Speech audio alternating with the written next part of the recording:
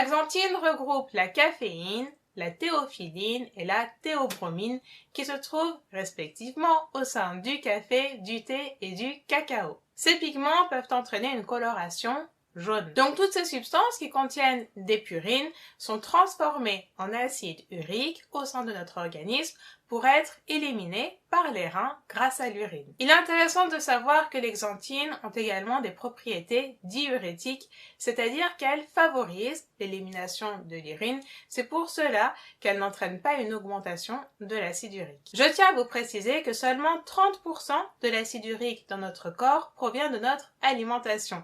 70% de l'acide urique qui se trouve au sein de notre organisme vient de la destruction de nos propres cellules lors du renouvellement cellulaire. En effet, les cellules qui se trouvent dans notre organisme suivent un cycle qui s'appelle le cycle cellulaire.